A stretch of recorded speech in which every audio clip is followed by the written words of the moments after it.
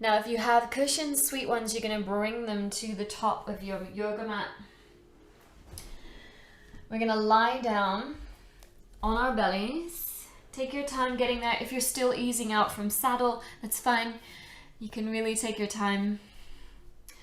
When you eventually get down to your prone position, go ahead and shake out the legs, shake out the glutes, let everything relax. Because we want to remind the body to let go. Often your glutes, especially if you're in my class, the glutes will be engaged when we're in a back bend, so we need to tell them to relax. As we bring our hands to opposite elbows and come into Sphinx pose. So come into your most gentle Sphinx pose, where your elbows are in front of your shoulders. And then maybe you walk the elbows up a little bit, not quite underneath the shoulders, just a little, just checking in with the low back and reminding the legs to relax and the glutes to relax.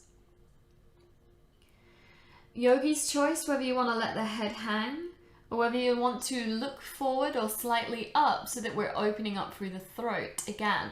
Especially if you spend a lot of time on your computer or with a device in your hand, getting a chance to open up the neck is always good here. Now our target area is the lumbar spine, the lower back. We're trying to get those bones to be stronger. My regulars hear this every week because I'm on a mission to get the lower back to be strong, to get the bones of the vertebrae in your lumbar spine to build bone density and become stronger. See a lot of back bending in yoga, especially on Instagram, people hinging in their lower back. Which isn't necessarily bad, but if we can do that knowing that we have strong bones, all the better. Now you may have found your appropriate edge already, so you might be here in your Sphinx pose really feeling it in the lower back, in which case stay. Otherwise, walking your elbows underneath your shoulders a bit more and maybe even bending the knees. So bending the knees, you don't have to keep the knees level with your hips, so they don't have to stay in. You can allow the knees to come out a little bit, even maybe allow the feet to touch. I like to call this the slumber party pose.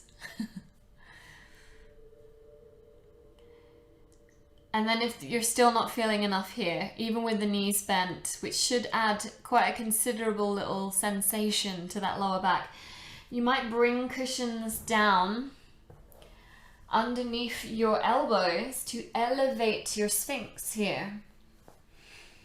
If your shoulders are feeling cranky, you can use these cushions as a way to prop yourself into Sphinx, but without having to use the shoulders. So if your shoulders start to really feel it here, then you can use those cushions not as a prop up, but as a prop for the shoulders.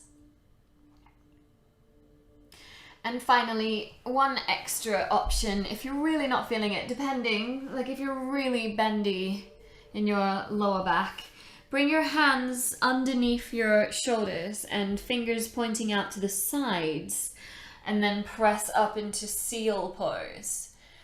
So I only want you to try this one out if you truly weren't feeling much at all in Sphinx, and if you can keep your hands relatively level with the shoulders. So if you come into Sphinx and seal pose, and you feel like you have to have your arms in front of you, this is not where I want you to be, and you may as well just come down into Sphinx to stay in your Sphinx pose. Now this changes for me every week. Today feels like a bendy day for my lower back. There are some weeks where I can't even bend the knees in Sphinx. So notice how it feels for you today, how Sphinx is feeling in your body.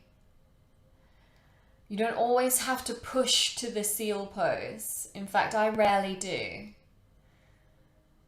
So you're going to want to go with how your body feels today, especially if you've been really active this weekend.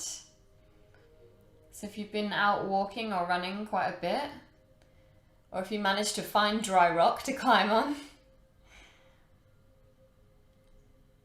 then you might find that you're stiffer in the back, in your spine, than you would normally be. We're going to take one more breath wherever we are.